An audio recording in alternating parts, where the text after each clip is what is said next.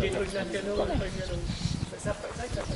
Parce que Elisabeth, moi je connaissais Elisabeth depuis des années, tout le monde pouvait travailler, parce que là maintenant c'est complètement différent. C'était récente, et puis vous connaissant un petit peu tous, je me suis permis de m'en occuper, parce que j'ai quelques souvenirs d'avoir fait d'autres réunions de ce style dans une autre vie, si je puis dire, et pour que vous puissiez parler un petit peu aux habitants de notre territoire par le biais de votre outil de communication, de ce qui s'est passé et de ce que nous, on espérait connaître, en puiser pour l'avenir de la puiser, pour que ça soit un petit peu plus facile à vivre que ce n'est à présent, et puis surtout avec les intentions de prendre dans la poche de nos concitoyens toujours un peu plus, et ça, c'est pas trop dans notre philosophie les uns les autres. Donc voilà un petit peu la raison pour laquelle on a fait ça, et puis comme je vous l'ai dit hier, vous m'avez posé des questions sur les futurs candidats potentiels.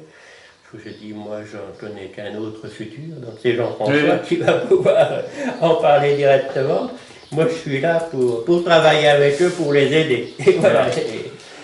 Et à eux d'assumer le boulot. Exactement. Et c'est vrai que je vous remercie d'être venu aujourd'hui, parce qu'on vous a prévenu peut-être un petit peu tard. Hein. Je crois que c'est avant-hier, donc merci. Mais j'étais sur Dijon hier. Merci à vous.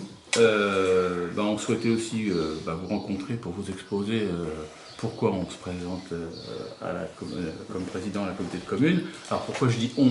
Parce qu'en fait on fait un binôme avec Nadia. Alors administrativement, Nadia Choubard. Donc administrativement, il est vrai que ça ne marche pas comme ça, mais nous, il y aura donc un président, ce sera moi, sachant que Nadia Choubard a une entreprise à faire tourner, enfin plein de choses. Donc côté disponibilité, j'ai de la disponibilité par rapport au poste de président de communauté de communes. Et donc c'est pour ça, entre nous, on a décidé comme ça, qu'on travaillera ensemble.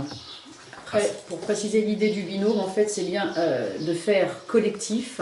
Et puis c'est vrai que cette parité homme-femme est une tendance aussi. Et quelquefois, en fait, on n'a pas tout à fait la même approche ou la même vision des dossiers. Donc ça peut être complémentaire sur certains dossiers à mener.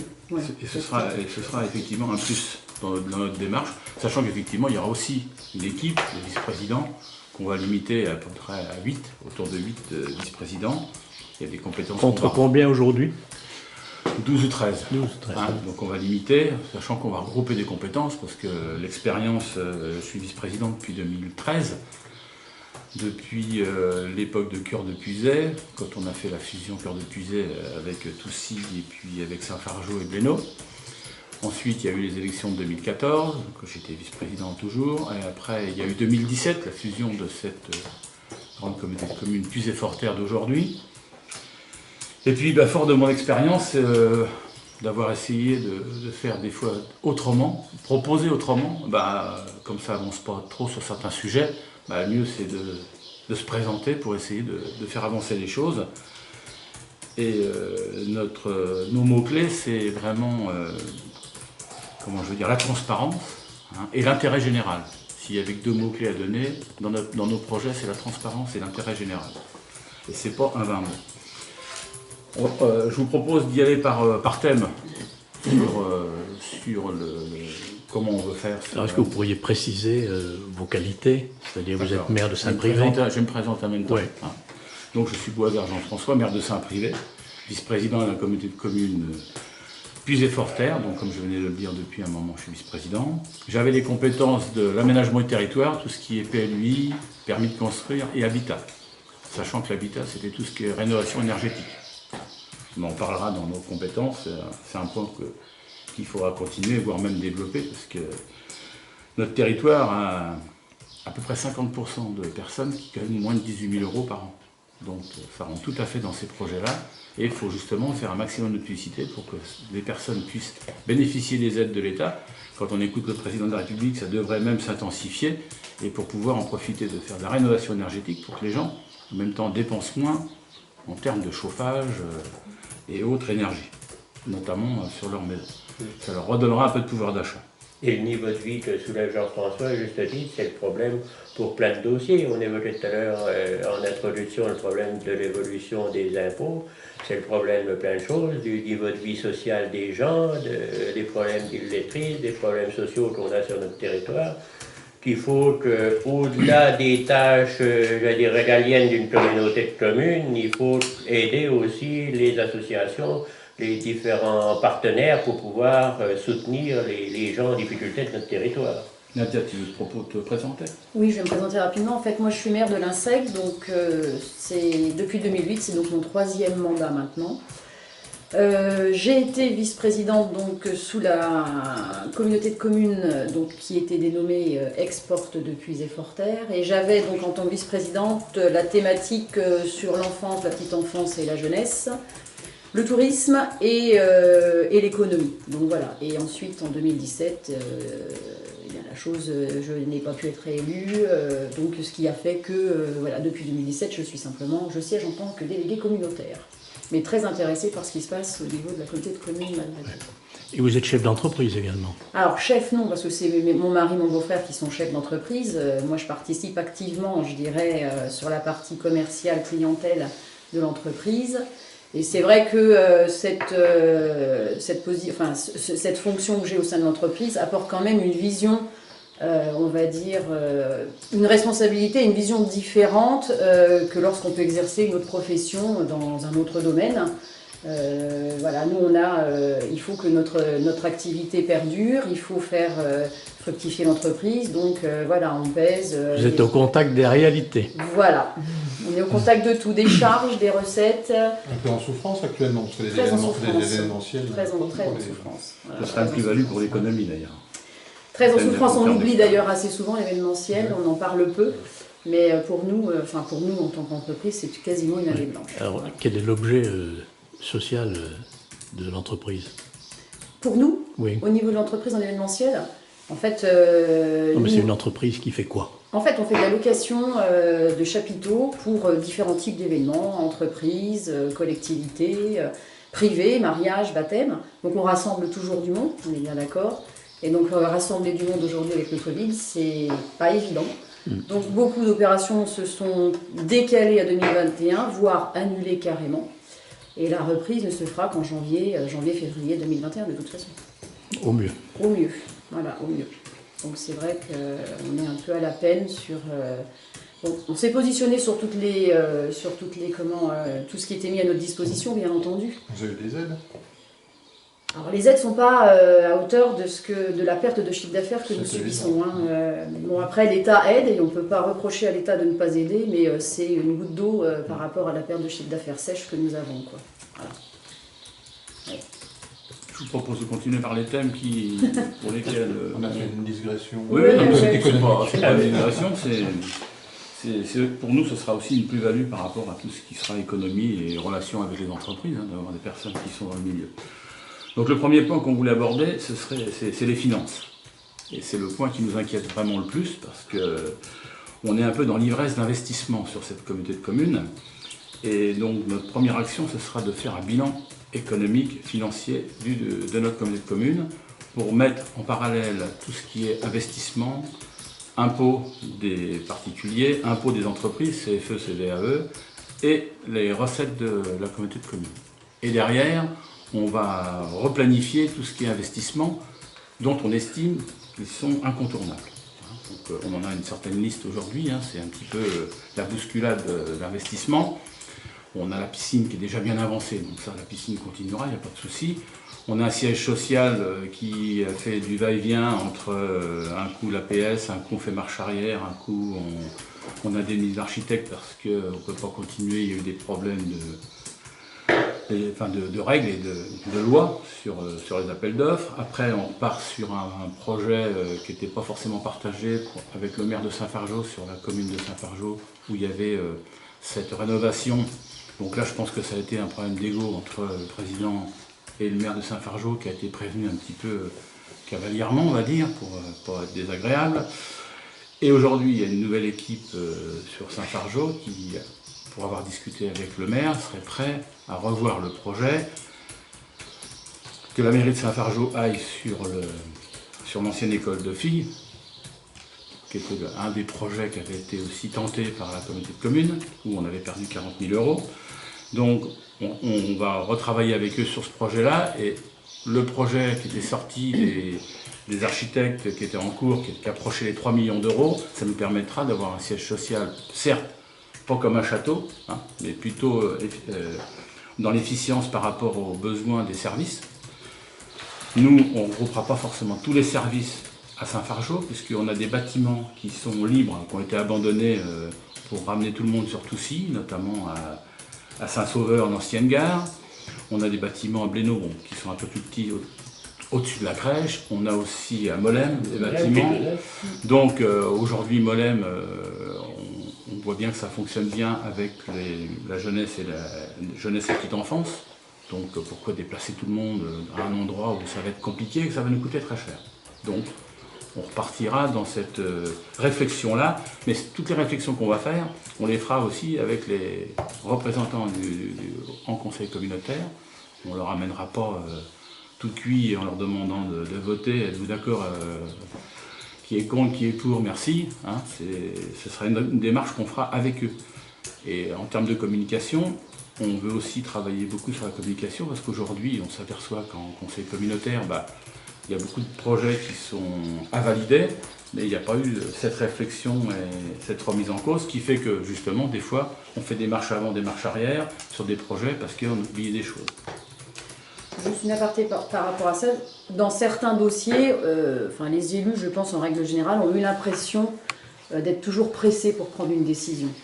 Et en fait, le fait d'être toujours pressé, on a l'impression qu'il nous manque... la décision est prise, et peut-être aussi l'impression de ne pas avoir l'ensemble des éléments pour la prise de décision. Donc quelquefois, on pense aussi qu'on doit avoir une gestion plus rigoureuse de l'ensemble des dossiers, apporter l'ensemble des éléments aux élus, que les choses soient bien claires, bien précises, et qu'ensuite les élus prennent vraiment leurs décisions. Parce que cette précipitation fait que on a toujours l'impression qu'il nous manque une donnée, en fait, ou quelque chose d'important. Et après, on se rend compte, 6 mois, 1 an après, que cette précipitation a fait que, par exemple, on n'a peut-être pas le financement voulu sur un dossier. Donc, ce n'est pas... il faut reprendre un certain nombre de projets. Il y en a qui sont engagés, donc ceux-là, ils sont engagés. Et peut-être avoir une définition différente d'où on veut aller. Et si les finances ne nous le permettent pas, on ne peut pas dépenser plus que tout simplement nos recettes. Donc il faut avoir une gestion plus rigoureuse, je pense, dans l'ensemble des projets à venir. Et puis si on doit différer un projet parce que justement il est trop tôt ou il n'est pas suffisamment aidé, on n'a pas suffisamment de recettes par rapport à ça, on peut aussi le mettre en stand-by, et c'est notre responsabilité que de ne pas engager systématiquement la variable d'ajustement des impôts.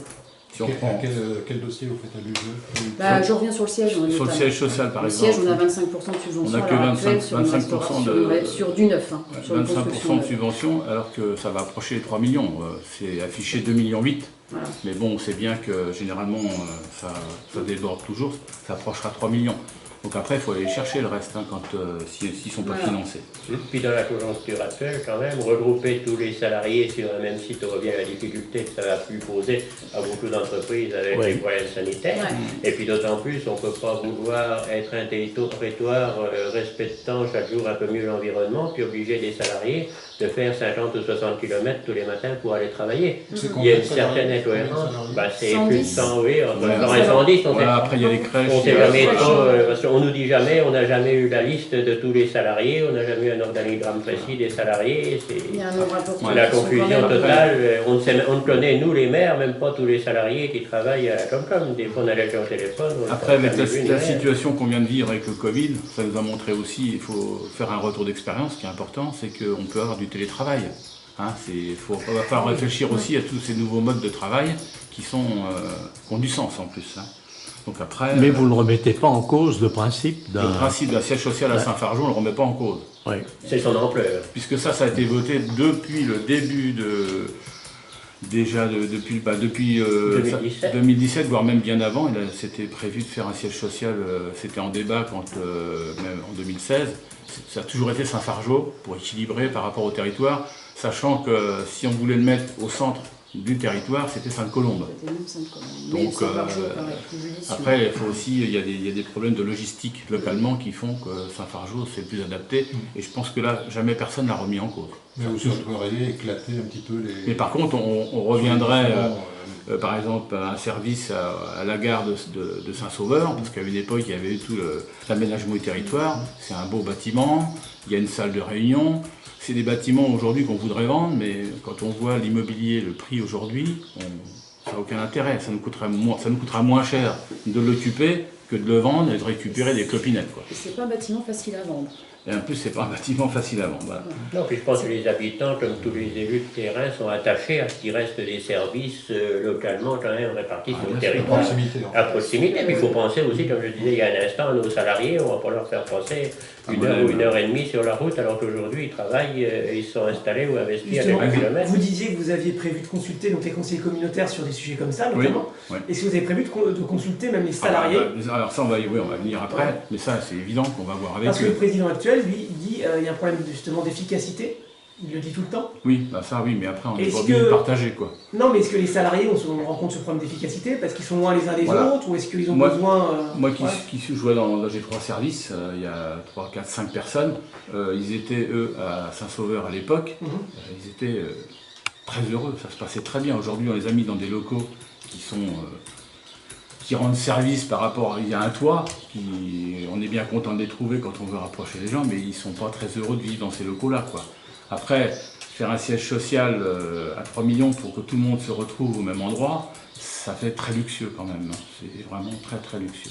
Alors après, effectivement, il y a des gens quand ils se sont installés, qui ont été embauchés à la communauté de communes, ils se sont installés dans le lieu où ils étaient proches, que ce soit Molem ou autre. Et en plus, à chaque fois qu'on a déplacé des gens, leur objectif c'est de déménager. Donc on vide encore plus, nous qui nous plaignons de vider les campagnes, du coup on induit ce phénomène-là, quoi. Mais de toute façon on le partagera avec les employés, ça c'est évident. C'est une des choses qu'on parle plus loin, puisque côté employé, il y a aussi un mal-être, hein. Il ne faut pas non plus l'ignorer. Est-ce partage sous forme d'une consultation, d'une rencontre, d'un débat? Il y a des lieux qui sont, comme on est plus de 50 employés, il y a des lieux qui sont identifiés pour ce genre de débat. Donc c'est un débat qu'on aura avec eux, sachant qu'aujourd'hui ça va être difficile, les représentants dans ces lieux d'échange au niveau syndical, il n'y a plus que des personnes de la direction, puisque les salariés ne veulent plus y aller. Ils ne veulent plus y aller parce que le président, quand quelqu'un propose quelque chose, il se fait un petit peu démonter la tête. Donc du coup, il y en a qui ont même démissionné, qui sont partis, et du coup, le dialogue forcément est difficile, quoi. Donc tout ça, alors on en reparle après, mais comme on est sur ce sujet-là, on en parle tout de suite. Le dialogue, il faut le réinstaurer, quoi. Faut quand je parle de sérénité, on va parler souvent de sérénité, il faut le ramener, quoi. Discuter, écouter. Même pour les élus, la sérénité, pour ceux qui ont déjà assisté à un conseil communautaire, je ne vais pas vous inventer le fait qu'il y a de la tension. Ça se voit bien, vous étiez présent au dernier conseil communautaire, à tel point que, là on va mettre un petit peu dans le désordre, mais c'est pas grave, il y avait une prévision de 39% d'augmentation du foncier bâti, et puis il y avait 5,88 de prévu pour la CFE. C'était pas si clair que ça dans les documents qu'on avait, donc forcément il y a des gens qui ont téléphoné au président, et il s'est inquiété, donc il a vite fait annuler ça. Et nous étions prêts à expliquer à nos confrères, enfin confrères autour de la table, ce qu'il en était. Parce que de marquer un point dans des documents, c'est quelque part un petit peu pas très direct, alors que ça correspond à 39% d'augmentation. Voilà, donc tout ça, ça fait que forcément, il y a une grosse tension partout, quoi, hein. Puis vous voyez bien, comme vous disiez tout à l'heure, l'attention quand vous participez au conseil communautaire, il y a beaucoup de conseillers qui n'osent plus s'exprimer parce qu'on a plutôt tendance à se faire rembarrer de façon brutale, voire, moi je me souviens de mots d'avoir entendu traiter certains de nos ex-maires qui ne le sont plus parce qu'ils ont quitté leur poste, de personnes séniles ou autres de la part du président. On est là pour tous, pour débattre sereinement. On doit, lorsqu'on est président, accepter les remarques, les réflexions de tous, y répondre correctement, se respecter les uns les autres, c'est le b.a.-ba, et le débat doit être ouvert beaucoup plus qu'il ne l'est en conseil communautaire. Qu'aujourd'hui, on démobilise des élus qui ne viennent plus parce qu'ils considèrent qu'on est là une chambre pour entériner les choses en conseil communautaire, alors que ça devrait être un vrai lieu de débat. Si si je veux revenir juste pour les finances, quand on vous parle de faire un comparatif entre les recettes, les dépenses, les impôts, entreprises et particuliers, on parle de pluriannuel. On n'est pas sur... on boucle 2020 et on voit en 2021 et ainsi de suite, hein, ce qui un peu se passe aujourd'hui, quoi. L'échéance moyen et long terme, au moins sur un mandat. Voilà. Mais vous évoquiez un malaise parmi le personnel et puis vous êtes passé à autre chose. Oui. Qu'est-ce que vous entendez par malaise auprès du personnel? Le personnel communautaire? Oui, le personnel communautaire, tout à fait. Le personnel communautaire, comme il ne peut plus forcément s'exprimer dans les milieux, on va dire, autorisés, qui sont syndicats et autres lieux, du coup, ils ne s'expriment pas et ils s'en vont. Aujourd'hui, on a un turnover qui est phénoménal. Quand on regarde depuis le début, il y a tout le temps du monde qui démissionne. C'est quand même... Je veux bien qu'il y a de l'offre et de la demande, quoique, mais moi, à chaque fois, il y a une personne qui était au service ADS, moi, à chaque fois que quelqu'un part, je vais voir, discuter avec eux, leur demander pourquoi, ce que personne ne fait apparemment dans les services, parce que s'il y a des choses à améliorer, à rectifier ou à mettre en place, faut le savoir, quoi. Je veux dire, moi, je viens de l'industrie, j'ai jamais travaillé comme ça, quoi. On suivait des gens aussi bien en formation, on faisait un plan de formation pour tout le monde. Là, quand ils demandent une formation, voilà, quoi. On a pris une telle dimension et on est resté avec une organisation qui date de 24 communes comme quand on était à Cœur de Puisaye. Donc il faut prendre une autre démarche. Maintenant, il faut que ça y aille, quoi. Alors, certes, une fusion de autant de communes, ça demande du temps, mais on est dans la 3e année et on n'a même pas essayé d'évoluer sur quelque chose. Quand on parle d'économie et de comment... on n'a qu'à prendre l'exemple des assurances, par exemple. À une époque, j'avais alerté et proposé que chaque vice-président prenne un point bien précis, l'assurance, l'autre, les fournitures de papier, l'autre, les photocopieuses, et puis de regrouper, de savoir ce qu'on avait besoin en gros, et de faire des choix, des économies là-dessus. Sur les assurances, on est tous venus avec nos assurances, il n'y a personne qui s'est penché sur les assurances pour avoir une assurance globale et des économies. Ça s'appelle rationaliser, ça. C'est des premières choses à faire. Il est temps de le faire. Rationaliser de façon à pouvoir au moins faire déjà on peut faire des économies sur le fonctionnement sur ces choses-là, parce que je suis sûre que les montants sont importants et en renégociant, on peut... Alors effectivement, c'est pas des sommes qui peuvent être astronomiques, mais tout ça mis l'un au bout de l'autre, il y a quand même des économies à faire, je pense, sur le fonctionnement. Voilà.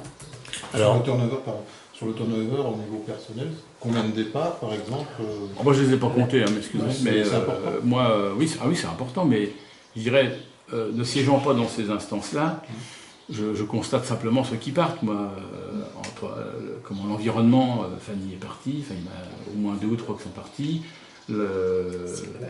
Un des vice-présidents m'a dit une fois, 75% de la matière grise nous a quittés. C'est gentil pour les autres. C'est gentil pour ceux qui restent. J'ai pas du tout apprécié. J'ai dit c'est une drôle de façon de voir les choses quand même. Mais j'ai dit à partir de ce moment-là, il serait quand même bon de se poser les vraies questions et qu'il y ait un vrai discours. Parce qu'on sait bien, tu as cité une personne à l'instant, il y a plusieurs personnes. Non, mais ça c'est dire que le prénom. Il y a plusieurs personnes qui ont fait des burn-out. Il y a eu différents courriers qui ont été adressés à des salariés, qui étaient vraiment des choses inacceptables de la part d'un président. Quand vous voyez qu'un président envoie des courriers à des salariés en leur imposant certaines visites chez certains médecins et autres, c'est totalement interdit de la part d'un employeur. Il y a vraiment une gestion du personnel qui est totalement irresponsable. Moi, je disais souvent, vous savez, avec mes mots purs, j'en ai l'impression qu'on a un petit prince qui veut régner au-dessus de tout le monde, alors qu'il n'en a pas du tout la compétence. Moi, souvent, je dis, on est au 19e siècle. Ouais. Côté organisation avec les employés. Après, chaque compétence, on va analyser chaque compétence et comment on la traite aujourd'hui. Parce que forcément, il y a eu des évolutions de par les fusions, mais on est resté sur le même mode de travail. Donc, on ne va pas dire qu'on va tout modifier, mais on va au moins regarder chaque compétence à la loupe et voir comment on peut organiser, je dirais, des points communs. Parce que, comment je veux dire, dans l'industrie, on parle de comment...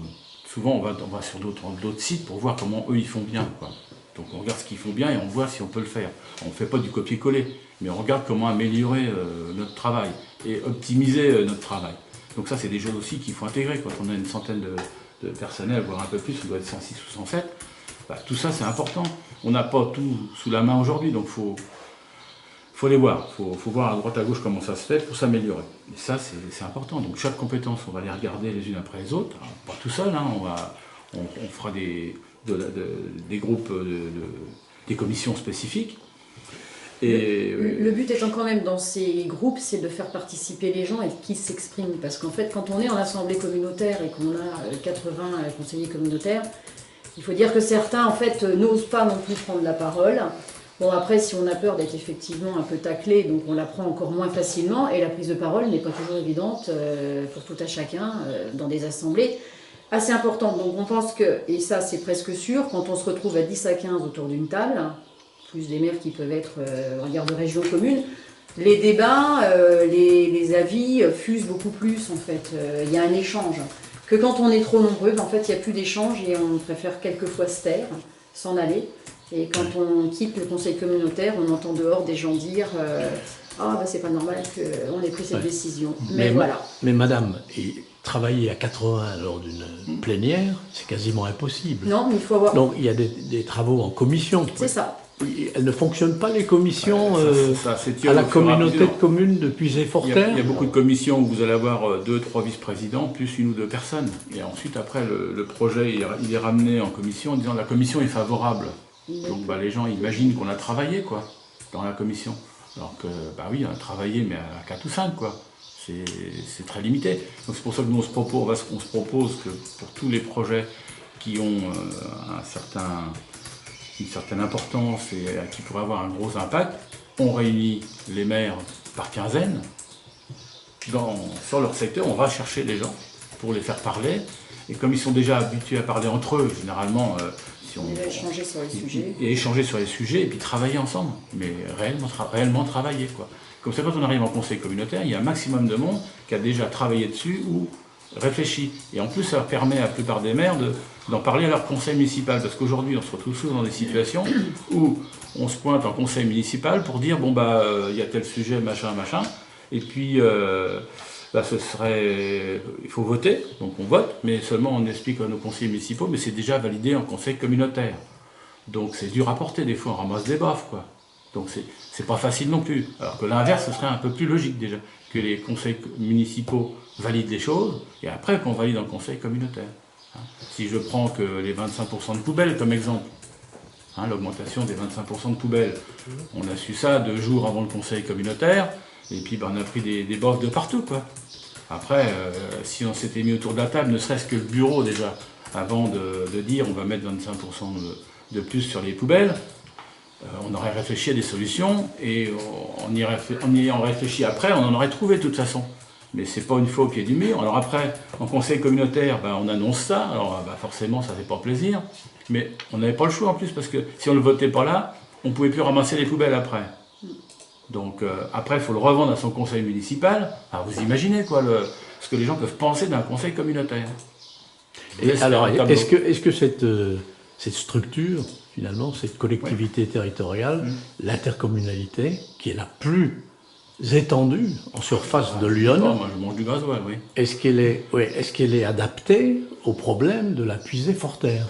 Alors, je vais vous refaire une réponse à la marché. Vous avez votre question, j'ai ma réponse. On nous a imposé cette grande communauté de communes. Je faisais partie de ceux qui n'étaient pas forcément pour, mais je faisais partie de ceux, une fois que ça a été fait, j'ai dit, on n'a pas le choix, il faut travailler. Voilà. Après, on a eu des personnes qui ont fait cette démarche d'appuyer ce regroupement.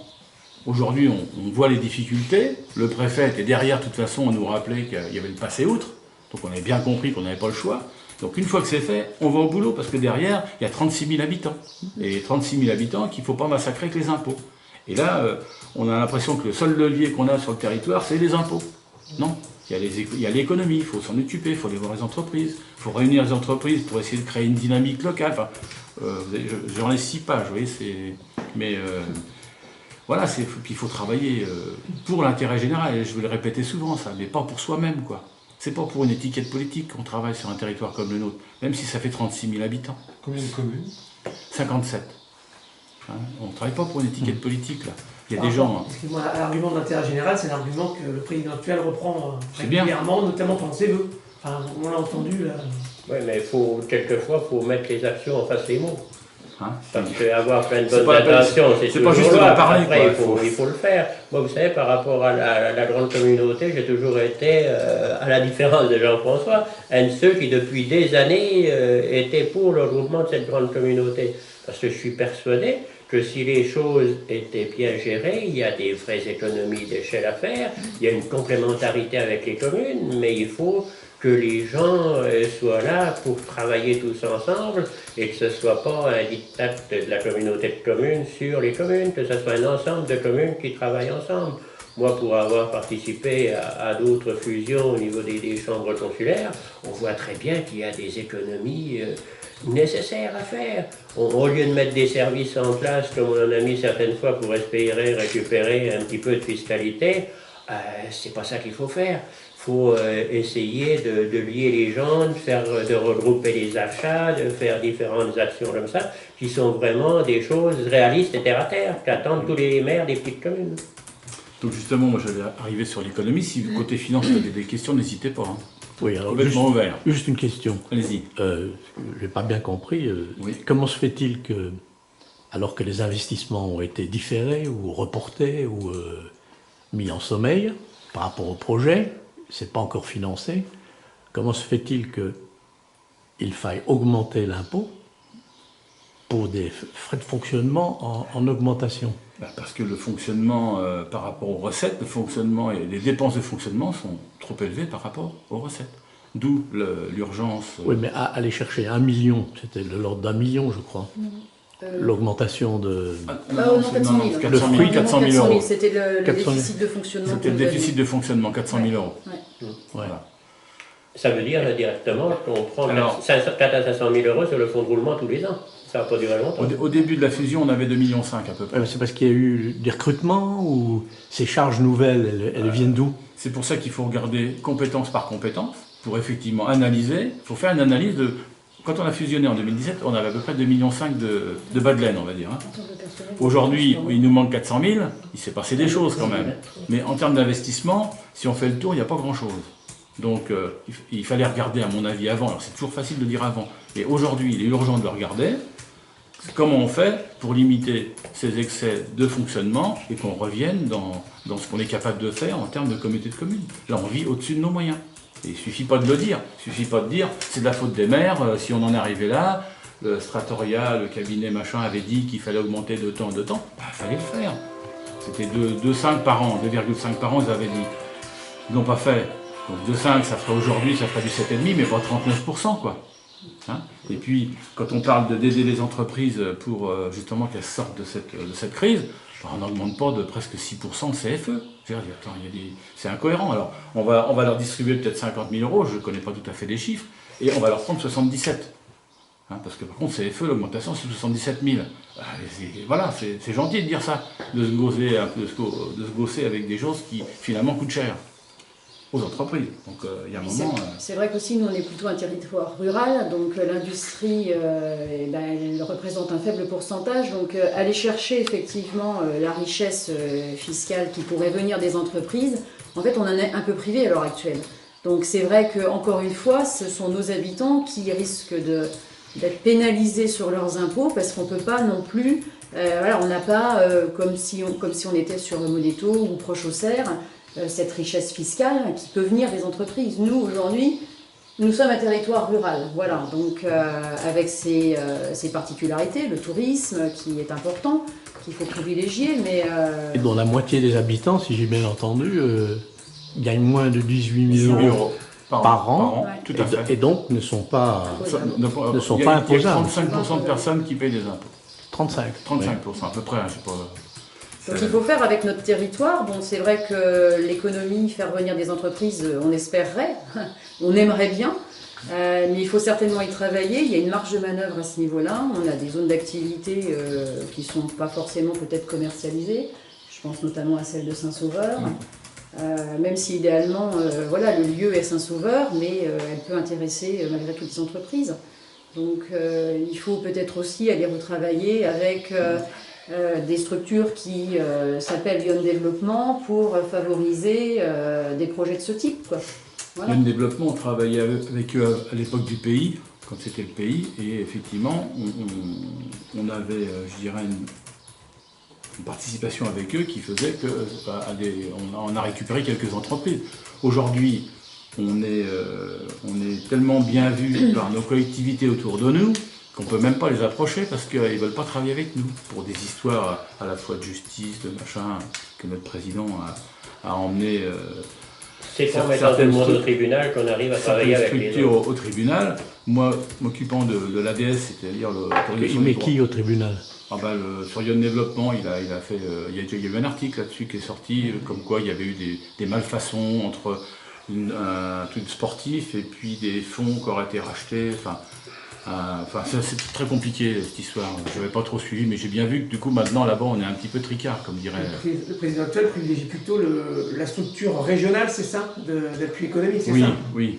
Parce qu'il a sa casquette de. Mais vous n'êtes pas sans ignorer, messieurs, que quand on est dans l'opposition, on n'a aucun pouvoir au Conseil régional. Voilà. C'est une opposition de face qui fait croire aux élus locaux, qui pour certains le croient parce qu'ils ne connaissent pas bien le fonctionnement, mais quand on connaît le fonctionnement du Conseil régional ou de toutes ces instances-là, on sait bien que lorsqu'on est dans l'opposition, on est un petit pion là, mais sans aucun pouvoir.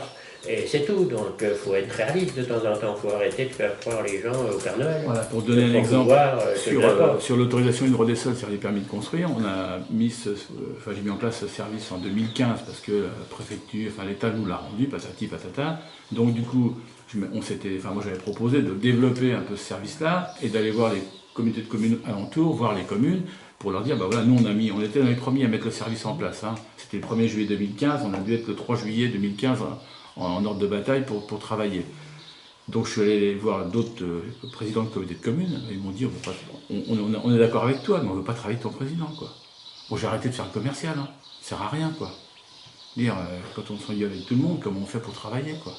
Donc côté économie, c'est là où nous, on s'est posé des questions et puis qu'on va mettre des actions en place. Déjà, il faudrait qu'on ait au moins un listing de toutes les entreprises qui sont sur notre territoire, parce qu'on n'a pas, quoi. Donc déjà, si on ne s'inquiète pas de qui travaille chez nous, c'est un peu ballot, quoi. Et puis, initier un club d'entreprise, ça se fait dans... Moi qui suis un peu curieux de ce qui se passe ailleurs, vous allez me dire, j'en parle souvent, mais le benchmarking dans mon entreprise, c'était important aussi. Hein. On allait même jusqu'à l'étranger faire du benchmarking. Donc là, à Gien, par exemple, ça s'appelle le MEPAG, je ne sais pas si vous connaissez. Mais... Vous pouvez expliquer quand même pour les Français... Le benchmarking, c'est aller voir ce qui se passe ailleurs. C'est un comparatif. C'est un comparatif, ce que j'expliquais tout à l'heure, on regarde un peu ce qui se fait de bien et comme je disais, on ne fait pas du copier-coller, mais on essaie d'adapter à notre situation pour progresser, parce que réinventer l'eau chaude, c'est pas la peine, elle existe déjà. Donc voilà, c'est un peu l'idée. Et du coup, initier des clubs d'entreprise. Pour avoir parlé avec un entrepreneur du territoire, il me disait, moi d'avoir été comme partenaire de la JA, j'ai connu d'autres entreprises avec qui je ne savais pas ce qu'ils faisaient, et du coup on avait des points communs. Moi j'avais le travail à leur donner, eux aussi, ça dynamise le territoire. Si déjà on arrive à dynamiser localement, c'est sympa, quoi. Et on a un service c'est 2 personnes, un directeur et puis un agent qui est employé pour s'occuper de l'économie. Mais le pauvre vieux, il a tellement de paperasse à faire pour diverses choses qu'il n'a jamais le temps de s'occuper de ce qui se passe dans les entreprises ou d'aller à des salons où on pourrait rencontrer des entreprises. Enfin, de la dynamique, il faut mettre de la dynamique dans tout ça si on veut qu'il y ait des gens qui viennent travailler. Et il faut faire de la pub de nos zones d'activité. Parce que trouver de la pub dans nos zones d'activité, ça va pas être facile. Moi, je vois pas de panneau. Ou alors j'ai mal vu. Voilà, donc... Il y a une antenne de la CCI dans le Grand-Souci. Oui, tout à fait. Est-ce qu'il y a des relations entre l'antenne de la CCI et la communauté de communes ou pas? Alors moi j'en ai avec eux parce que pour tout ce qui est commerçant, quand on les appelle ils sont très disponibles. J'en ai eu besoin pour un boulanger, pour qu'il l'accompagne et puis qu'il puisse rendre des comptes au conseil municipal parce que comme nous on avait investi dedans et on en était avec un loyer qui suivait un peu qui suit ses revenus, la CCI nous sert d'intermédiaire. Comme ça, on n'a pas à aller mettre notre nez dans la boulangerie pour leur mettre la pression, mais par contre, la CCI vient nous rendre compte en conseil municipal, nous explique ce qui est explicable, parce qu'on ne rentre pas dans la vie privée des gens, et ça permet à tout le monde de prendre des décisions en sachant les choses, quoi. C'est un peu cet esprit-là qu'il faudrait qu'on ait. Le club d'entreprise, il y en a un à Charny. Oui, qui fonctionne. Bah oui, mais voilà, après on va pas venir sur les relations entre Charny et le président, quoi. Hein, je pense que là, on va pas passer notre... voilà, vous avez la réponse. Hein, c'est ce qui pourrait être développé à Charny, forcément. Bah, maintenant, j'ai rien contre l'équipe d'avant, j'ai rien contre l'équipe d'aujourd'hui, bien au contraire, les deux m'allaient bien. Mais il va falloir qu'on travaille, que tout le monde travaille ensemble. Sinon, on ne s'en sortira pas. Est-ce que vous avez des questions par rapport à l'économie? Nadia, est-ce que tu veux rajouter quelque chose? Si un point peut-être sur, nous du coup en ayant démarché et être allé voir les mairies, et c'était quelque chose qui, les maires du moins, et même c'est quelque chose qui avait été évoqué plusieurs fois, les maires rencontrent cette difficulté en fait dans le montage des dossiers de subvention, notamment quand on va à la région, c'est trop complexe, il y a des allers-retours tellement importants que ça décourage la majorité des maires.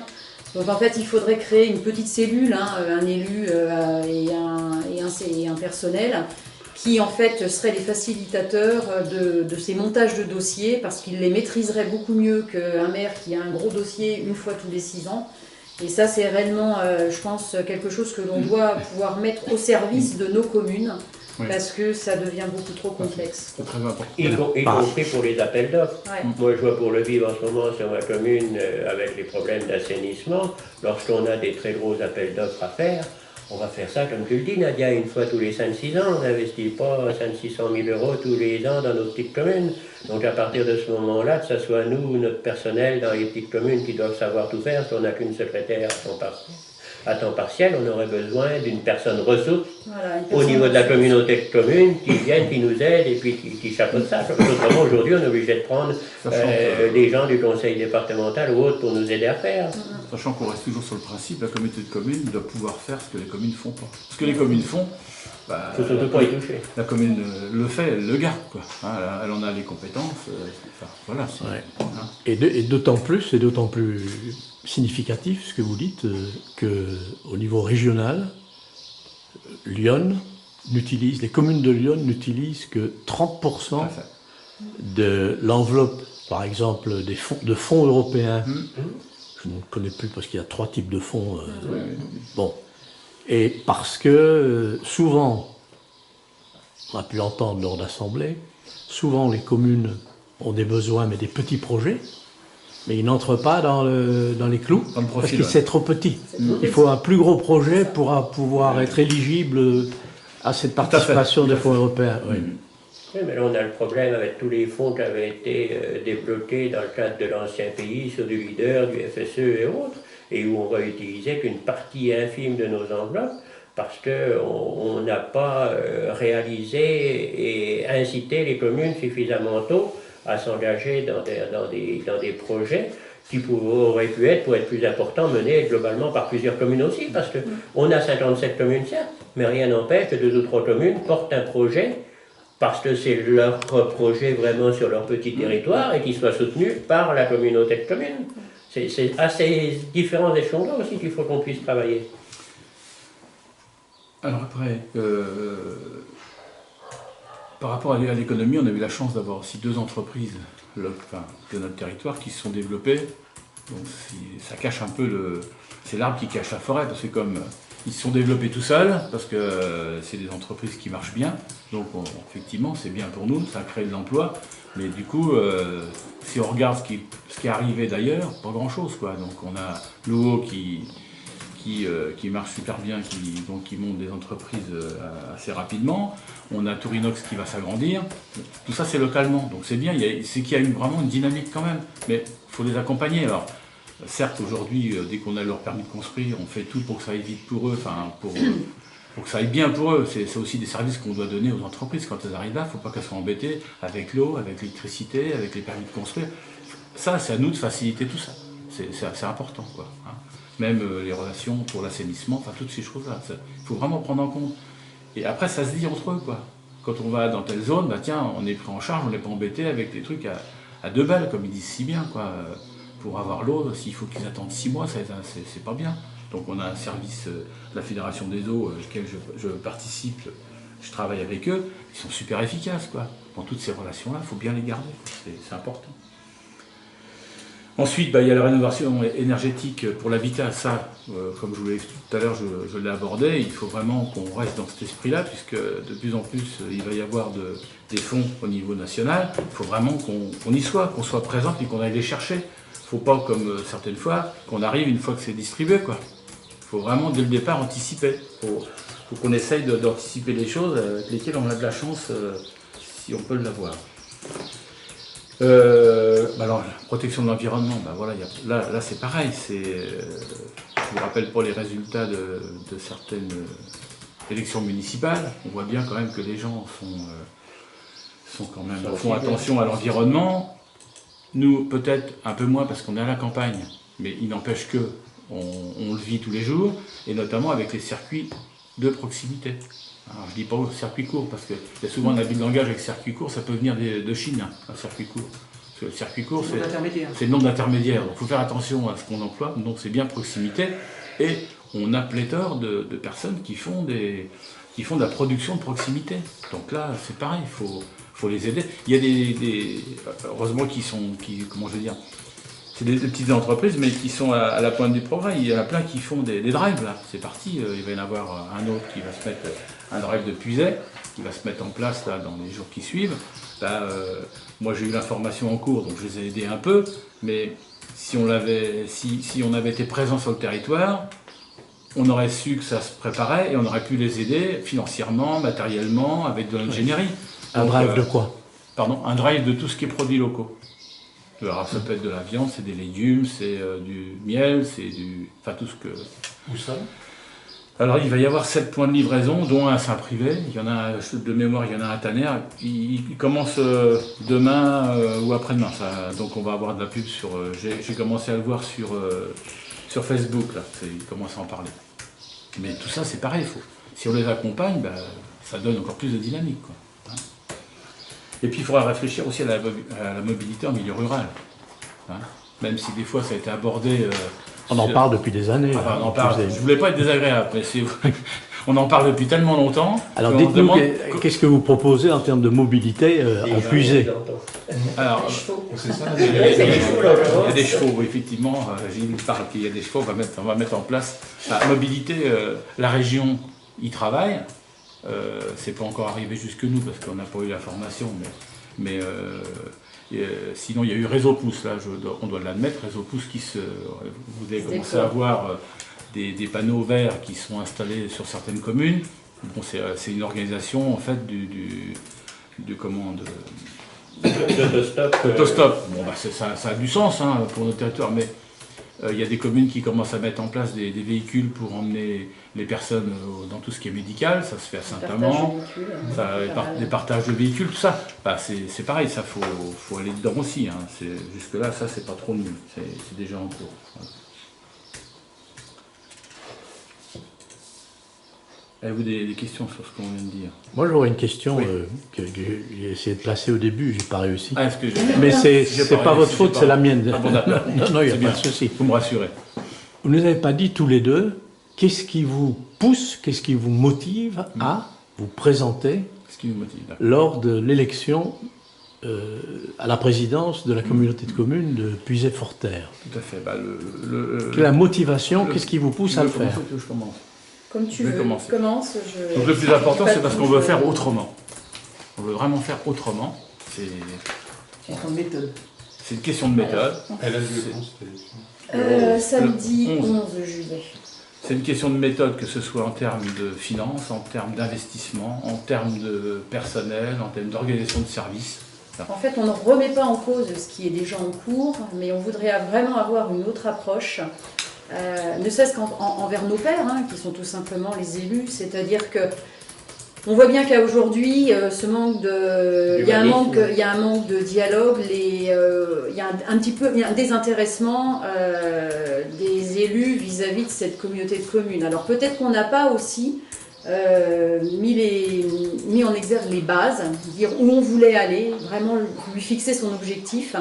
Peut-être qu'effectivement il y a des choses à prendre et des choses à relaisser maintenant. Mais s'il y a un objectif précis pour chacun, Enfin, si tout le monde adhère à cet objectif, ce sera peut-être plus facile de partager les projets. Mais, madame, me semble-t-il que les objectifs ont été posés, notamment par le président, de manière assez claire. Le problème, c'est que ces objectifs n'étaient peut-être pas chiffrés, ni financés. On ne voyait pas bien où était le financement. Et vous dites que vous ne vous remettez pas en cause ces objectifs. Mais comment allez-vous faire pour financer sans lever l'impôt?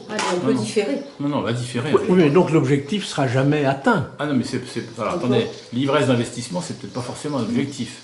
Non. L'objectif, c'est d'investir avec nos moyens.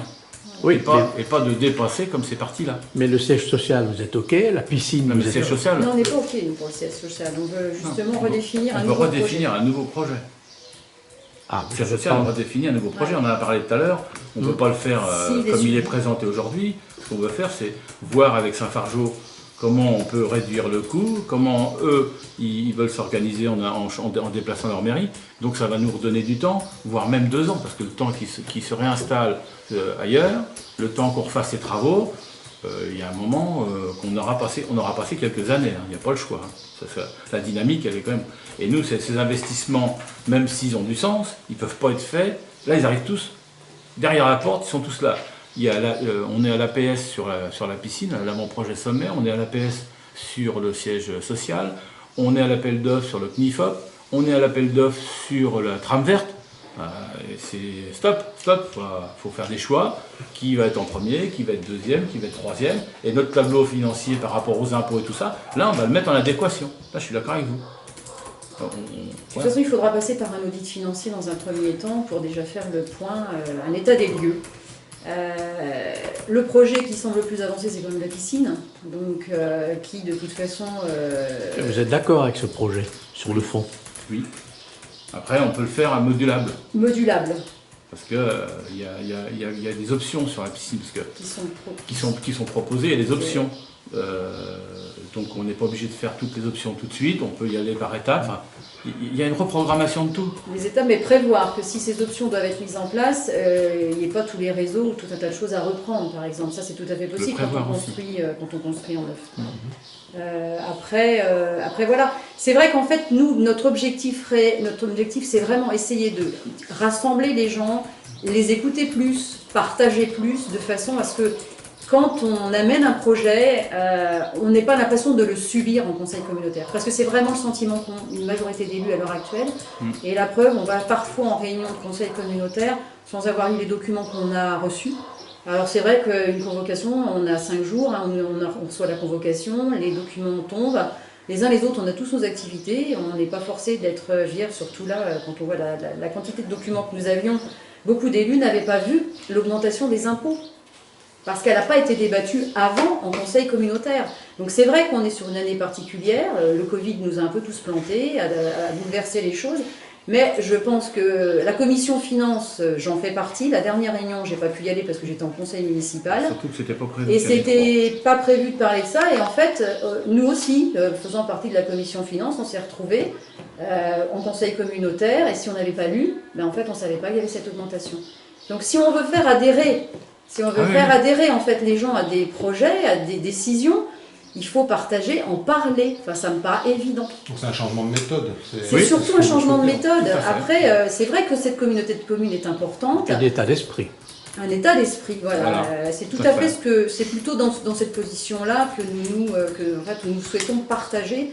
Et c'est aussi pour ça que nous nous présentons dans cet état d'esprit-là. La transparence, la sérénité, et que ce soit beaucoup de la communication à la hauteur de ce qu'on a besoin. Et même si les gens ne sont pas d'accord sur un projet, même s'il y a de l'opposition, et quelquefois l'opposition, si c'est quelque chose qui est, réaliste, ça peut aussi permettre de faire bouger les idées ou déroger légèrement à la vision d'un projet.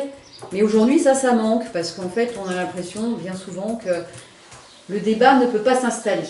Voilà. Tout à l'heure, quand vous évoquiez que le projet, les objectifs de la communauté de communes avaient été évoqués par le président, mais votre mot principal, c'est par le président. Ça n'a pas été évoqué, ni partagé, ni débattu par l'ensemble. C'est là le souci. Et pour que ça puisse fonctionner, pour qu'il y ait une vraie dynamique de territoire, il faut que les gens soient impliqués dans les projets, qu'on en débatte ouvertement. Il faut prendre le temps de débattre, de discuter. Et c'est ça que les élus, nous, les maires des communes, on est là pour apporter quelque chose au territoire, pour pouvoir débattre. Et je crois que laisser grandement s'exprimer les gens qui ont des visions différentes, c'est une richesse, parce que c'est de là que viennent d'autres idées. Et puis on n'a pas, toutes les idées ne peuvent pas être dans la même tête. Donc il faut absolument des échanges beaucoup plus constructifs. Il faut prendre le temps de discuter et d'évoquer les projets. On ne gère pas 57 communes en disant voilà, j'ai décidé ça, vous votez ça, point barre, on s'en va, on exécute. Non, ça ne peut pas aller. Puis quand les hommes participent à une construction de quelque chose, tout le monde le partage. Surtout quand chacun donne son avis. Ça, c'est hyper important. Au niveau des structures dans la communauté de communes, il y a un conseil des maires, c'est ça? Oui. Et parce que normalement, dans ce conseil des maires, il y a des choses importantes qui sont discutées, normalement. Ouais, tout à fait. C'est ce qu'on entend dire. Ouais. Est-ce que c'est le cas ou pas? Est-ce qu'il se réunit bien? Est-ce qu'il se réunit correctement? Le conseil, alors il se réunit correctement. Il n'y a pas d'ordre du jour, déjà, généralement. Oui, il n'y a pas d'ordre du jour. Ouais, il n'y a pas d'ordre du jour, forcément. Après, le conseil des maires n'est pas souverain non plus. Hein. Oui, d'accord. On est bien d'accord, c'est le conseil communautaire qui prend la décision. Oui, bien sûr. Donc après, certaines fois, on a eu des votes qui n'étaient pas forcément favorables à une décision, mais de toute façon, on se dit toujours qu'ensuite, c'est au conseil communautaire que la décision va réellement se prendre. Je vais vous donner un exemple du dernier conseil des maires. Si je me rappelle, c'était vers janvier, je crois. Bon, enfin, c'était le dernier. On était tous un certain nombre dans la salle. Donc on a commencé le conseil communautaire avec Charny, ils ont des maires délégués. Et donc tacitement, parce que normalement il n'y a que des maires qui sont présents, donc tacitement, les maires délégués venaient, ne disaient rien, ne votaient pas, mais de toute façon, plus le vote en conseil des maires, ça n'a pas de valeur. Ça donne un ordre d'idée de ce qui va se passer après. Bon, il les a virés d'entrée de jeu, donc ça a donné le ton. Vous voyez, ça c'est la bonne ambiance. Après, c'est dur de parler. Et la seule question qui a été mise en avant, c'est est-ce que vous êtes tous d'accord pour donner 5% des attributions de compensation, parce qu'il nous manque 400 000 € au fonctionnement. Voilà, donc il y a qui est contre, qui s'abstient, enfin ça part comme ça. Ça peut être débat. Je vous fais un résumé. Et puis après, si j'ai bon souvenir, du coup on sera obligé d'augmenter d'1 point les impôts. Et là, hop, on le voit arriver les 1 point là. Vous voyez, donc c'est un peu la démarche de la concertation. C'est comme ça la concertation aujourd'hui. Donc ça ne peut pas être comme ça, c'est pas possible. Moi, en tant que vice-président, on a dû faire sur 3 ans, je ne parle pas d'avant, c'était avant, pour faire l'ancien, on a dû faire un séminaire pour discuter un peu de ce qu'on voulait, tout ce qui a été demandé, il n'y a rien eu de mis en place, même en organisation. Quand on a des bureaux de vice-président, 1 heure avant le conseil communautaire pour lire le programme du soir, entre le premier qui arrive à l'heure et le dernier qui arrive 20 minutes après, commence à chaque fois, vous imaginez bien, c'est pas très constructif, quoi. Il y a un réel problème de comportement, quoi. Oui. Non, je salue. Le cheval est d'accord avec moi. C'est ça qu'il veut dire. Hein. Le cheval est d'accord. Dans les réunions de bureau, ça doit être des vraies réunions de travail, à un groupe restreint pour vraiment travailler, préparer les choses. Si vous trouvez un vice-président qui me dit l'inverse, vous me le présentez. Par contre, je reviens sur les autres vice-présidents, il y en a beaucoup qui font bien leur travail, qui essayent de bien travailler. Il ne faut pas non plus, faut pas tout jeter le gamin avec l'eau du bain, comme on dit souvent. Il y a des gens qui font bien leur travail et on souhaite travailler avec eux, ils le savent déjà, si on est élu, il n'y a pas de problème. Ça, vous décrivez tous les deux, globalement, là, depuis le début, ça donne une image assez désastreuse de la Puisée, de ce qui se passe à la Puisée. C'est triste pour la Puisée. Ouais. Et il faut vraiment alerter la population, parce que du coup, pour que la population se rapproche de leurs élus locaux, pour qu'ils aient aussi des explications, quoi, parce que vous l'avez vu quand il y a eu les 25% pour les poubelles, ça a quand même remué un peu, hein. Donc là, après, il y a eu on rame, et puis il y a des gens qui n'ont encore pas digéré.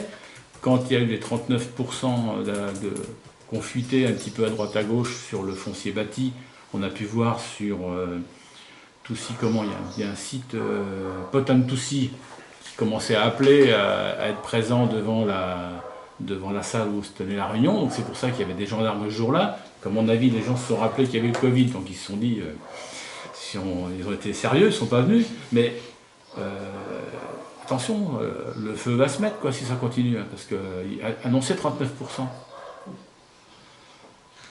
C'est injouable. Nous, on les applique jamais dans nos communes. Hein.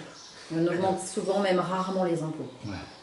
On n'a pas les mêmes projets, c'est certain, mais on a une gestion beaucoup plus rigoureuse en fait dans nos communes que l'intercommunalité. Juste pour l'anecdote, quand on a fait un pacte financier, si vous vous rappelez, il y a eu un moment, il y a eu un pacte financier qui avait été fait pour éviter justement, et c'était une bonne démarche, hein, les élus avaient demandé ça, comme il a fallu qu'à la communauté de communes, on mette un taux moyen, c'est-à-dire qu'on prend le taux de tout le monde, on fait un taux moyen, on retrouvait des communes qui étaient beaucoup plus bas en termes d'impôts pour la Comcom, donc ça faisait relever.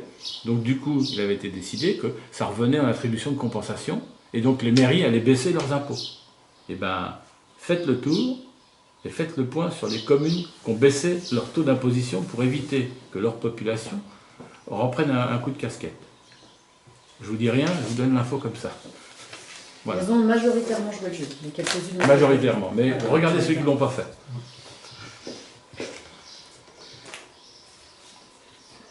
C'est pas gentil ça, vieux. Alors, fonctionnement des services, on en a déjà pas mal parlé. Hein, après.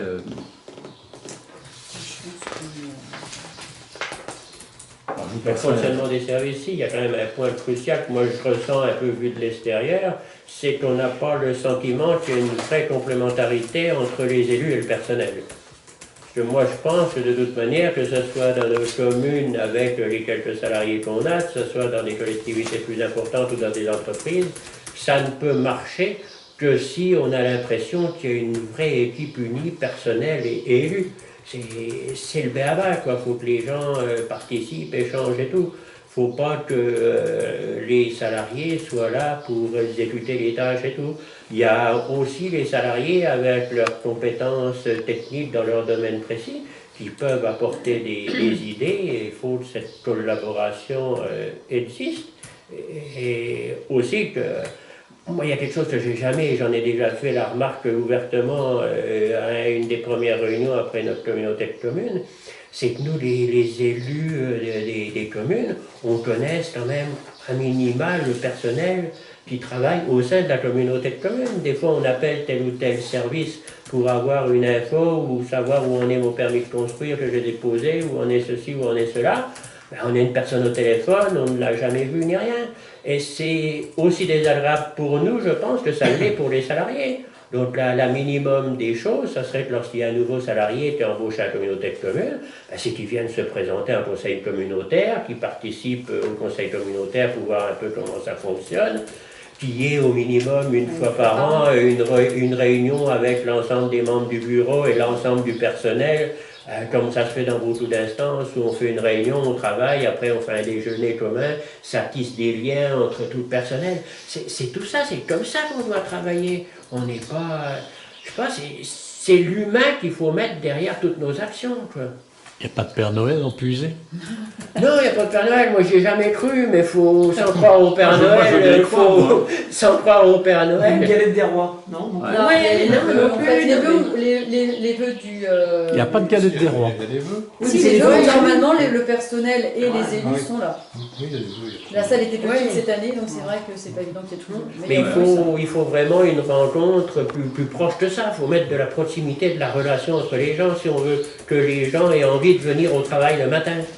C'est ça. Que si on a, comme on disait tout à l'heure, autant de personnes qui sont parties, c'est parce qu'ils n'avaient pas envie de venir au travail le matin et qu'ils n'avaient pas le plaisir de venir travailler pour un territoire et pour leurs habitants. Donc c'est là la problématique de fond dans la mentalité, dans la moralité qu'il faut qu'il change, parce qu'autrement on va à la catastrophe pour notre territoire.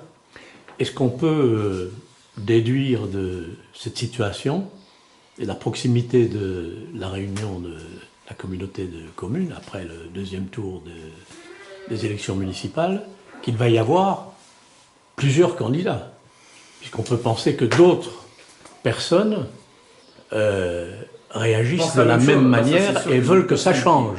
C'est sûr qu'il y a d'autres personnes qui pensent la même chose. Après, je pense qu'il y a quand même quelques difficultés. Il faut avoir du temps. C'est un gros boulot. C'est prendre des responsabilités. Les élus autour de la table ont déjà pris des responsabilités d'élus. Ils sont maires ou sont adjoints. Donc après, voilà, c'est pas si simple que ça. On commence à avoir du mal à trouver des élus pour certaines communes. C'est parce que ça engage sur son temps personnel. Après moi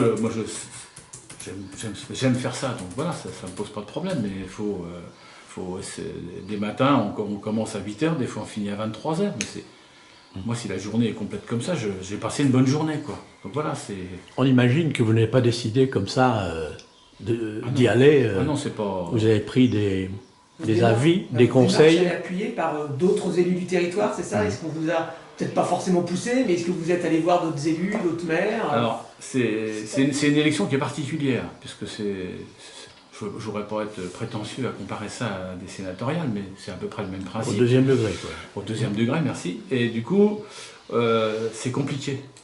Là, aujourd'hui, je ne suis pas capable de vous dire qui va voter pour nous. Voilà. Vous faites une campagne Mais on a le soutien. On va voir tous les maires, on explique notre projet, on échange avec eux, on pose des questions, et on se garde bien de mettre la pression aux gens de « est-ce que tu vas voter pour moi ?» Non, ça... On propose notre candidature, on reste dans... sollicite leur soutien. Voilà. On reste dans ce qu'on propose, c'est qu'on y va soft, on parle simplement de projet et il n'y a pas d'agressivité. Mais vous proposez une alternative, quoi, clairement. Et on sent bien que justement dans nos entretiens, ça c'est un point qui est important. Il y a cette recherche de l'élu qui est que il ne veut plus, il veut vraiment échanger, même si c'est pas facile pour certaines personnalités, hein, on est bien d'accord. Mais avoir l'ensemble des éléments, participer avec le temps qu'on a chacun les uns les autres. Hein. Mais échanger, être un peu plus écouté et va pouvoir prendre des décisions en ayant vraiment tous les éléments. Mais pourtant, quand même, il y a beaucoup d'élus en Puisaye, d'habitants, comme ailleurs, mais en Puisaye peut-être particulièrement, ce sont quand même des taiseux. Ce ne sont pas des personnes qui... à bon escient. Taiseux, c'est un petit peu, presque, c'est pas péjoratif, mais je veux dire, c'est un petit peu... Non, je pense que l'envie de faire autrement, c'est ce qui est vraiment important. Parce qu'il faut qu'ils rendent des comptes eux aussi après. Moi, je vois bien dans mon conseil, quand je viens en disant, de toute façon, les gars, je vous présente ça, mais il n'y a pas le choix, c'est déjà voté, quoi. J'ai intérêt à leur dire vite fait, parce que sinon, on prend des coups de fusil. Faut pas laisser le débat. Et là, ce projet, vous l'avez en tête depuis combien de temps de se présenter, cette candidature? C'est pas depuis... Vous avez pris la décision quand? Et vous avez commencé votre tournée, on peut dire, des élus quand? On a commencé notre tournée avant le Covid, donc ça nous a peut-être pas aidé non plus, mais on ne retourne pas voir les gens, on ne veut pas les harceler, quoi. Donc ça fait plusieurs mois. Ah, ça fait plusieurs mois, oui. On va dire, c'est vers octobre-novembre. On a fait le choix, nous, d'effectivement de faire ce binôme en octobre-novembre. Voilà, c'est ça. Ensuite, on a commencé réellement nos démarches début d'année. En janvier, début d'année, et puis voilà, parce qu'on ne voulait pas y aller. Sachant qu'on avait aussi nos élections communales et qu'on a été stoppé dès le 17 mars. Voilà.